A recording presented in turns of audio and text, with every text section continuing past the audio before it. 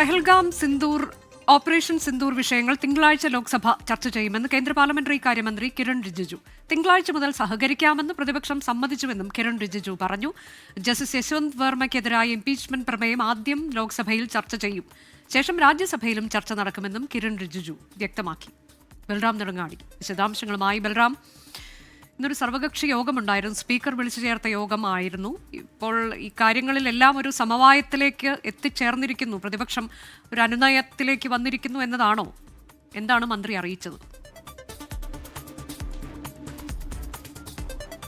അനുജ, തീർച്ചയായും ഈ സഭാ സ്തംഭനത്തിൽ ഒരു സമവായത്തിലേക്ക് ഭരണപക്ഷവും പ്രതിപക്ഷവും എത്തിയിരിക്കുന്നു എന്ന് തന്നെയാണ് പാർലമെന്ററി കാര്യമന്ത്രി കിരൺ റിജിജുവിന്റെ വാക്കുകളിൽ വ്യക്തമാക്കുന്നത്. പ്രധാനമായും ഈ കഴിഞ്ഞ ഒരാഴ്ചക്കിടെ സഭാ സമ്മേളനത്തിനിടെ ഒരു ബില്ല് മാത്രമാണ് പാസ്സാക്കാൻ കഴിഞ്ഞത് എന്നും മറ്റ് യാതൊരു നടപടികൾക്കും പ്രതിപക്ഷം അനുവദിക്കുന്നില്ല എന്നും കിരൺ റിജിജു പറഞ്ഞു. ഈ ഒരു സാഹചര്യത്തിലാണ് ബിസിനസ് അഡ്വൈസറി കമ്മിറ്റി യോഗം വിളിക്കുകയും ഈ വിഷയം സാഹചര്യം ചർച്ച ചെയ്യുകയും ചെയ്തത് എന്നും ഈ യോഗത്തിൽ പഹൽഗാം ഒപ്പം തന്നെ ഓപ്പറേഷൻ സിന്ദൂർ എന്നീ വിഷയങ്ങൾ ചർച്ച ചെയ്യാൻ ധാരണയായതായും തിങ്കളാഴ്ച ഇത് സംബന്ധിച്ചുള്ള ചർച്ചകൾ ആരംഭിക്കും എന്നുമാണ് കിരൺ റിജിജു പറഞ്ഞത്.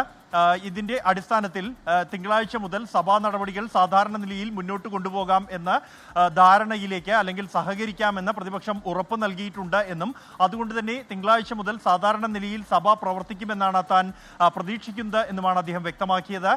കൂടാതെ ഈ ജസ്റ്റിസ് യശ്വന്ത് വർമ്മയ്ക്ക് എതിരായ ഇംപീച്ച്മെന്റ് പ്രമേയം അത് ആദ്യഘട്ടത്തിൽ ലോക്സഭയിലായിരിക്കും ചർച്ച ചെയ്യുക എന്നും അദ്ദേഹം വ്യക്തമാക്കി. പിന്നീടായിരിക്കും രാജ്യസഭയിലേക്ക് ചർച്ചകൾ നടക്കുക എന്നും കിരൺ റിജിജു വ്യക്തമാക്കി. ഇന്നും കഴിഞ്ഞ 4 ദിവസങ്ങൾക്ക് സമാനമായി പാർലമെന്റിന്റെ ഇരുസഭകളും സ്തംഭിക്കുന്ന സാഹചര്യം ഉണ്ടായിരുന്നു. ലോക്സഭയിൽ തന്നെയാണ് അതിരൂക്ഷമായ പ്രതിഷേധം പ്രതിപക്ഷത്തിന്റെ ഭാഗത്തു നിന്നും ഉണ്ടായത്. 3 തവണ പ്രതിപക്ഷം നടുത്തളത്തിലിറങ്ങുന്ന സാഹചര്യം ഉണ്ടായി. അതേസമയം രാജ്യസഭയിൽ നടപടിക്രമങ്ങൾ ഏതാണ്ട് പൂർത്തിയായ ശേഷമാണ് പ്രതിഷേധമുയർന്നത്. അനുജ, ശരി.